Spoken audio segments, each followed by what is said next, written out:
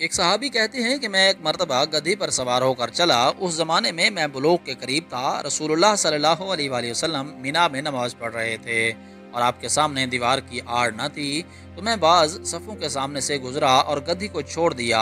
وہ چرنے لگی جبکہ میں صف میں شامل ہو گیا، مگر کسی نے مجھے اس بات پر ٹوکا نہیں۔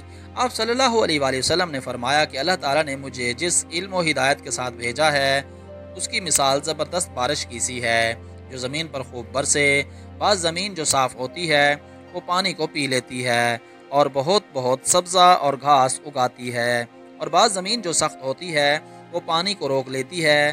اس سے اللہ تعالیٰ لوگوں کو فائدہ پہنچاتا ہے، وہ اس سے سیراب ہوتے ہیں اور سیراب کرتے ہیں۔ اور کچھ زمین کے بعض خطوں پر پانی پڑتا ہے جو بالکل چٹیل میدان ہوتے ہیں، نہ پانی روکتے ہیں اور نہ ہی سبزہ اگاتے ہیں۔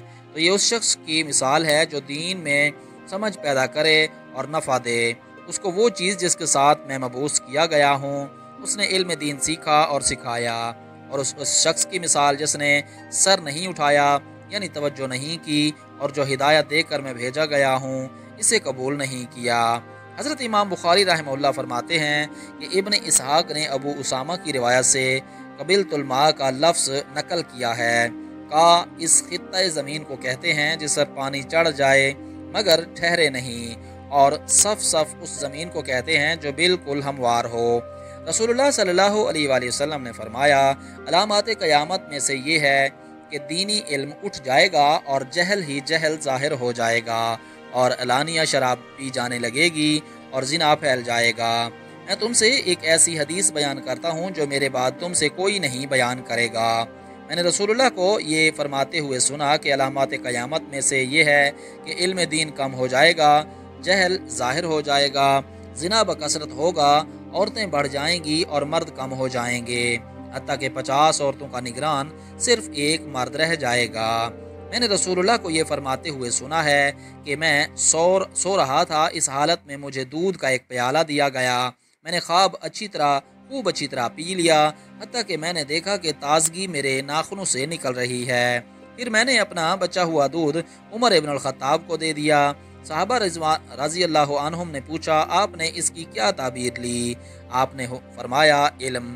حجۃ الوداع میں رسول اللہ لوگوں کے مسائل دریافت کرنے کی وجہ سے مینا میں ٹھہر گئے، تو ایک شخص آیا اور اس نے کہا کہ میں نے بے خبری میں ذبح کرنے سے پہلے سر مڈا لیا۔ آپ صلی اللہ علیہ وآلہ وسلم نے فرمایا، اب ذبح کر لے اور کچھ حرج نہیں۔ پھر دوسرا آدمی آیا، اس نے کہا کہ میں نے بے خبری میں رمی کرنے سے پہلے قربانی کر لی۔ آپ نے فرمایا، اب رمی کر لے اور پہلے کو دینے سے کچھ حرج نہیں۔ ابن عمر کہتے ہیں، اس دن آپ صلی اللہ علیہ وسلم جس چیز کو بھی سوال ہوا جو کسی نے آگے اور پیچھے کر لی تھی، تو آپ نے یہی فرمایا کہ اب کر لے اور کچھ حرج نہیں۔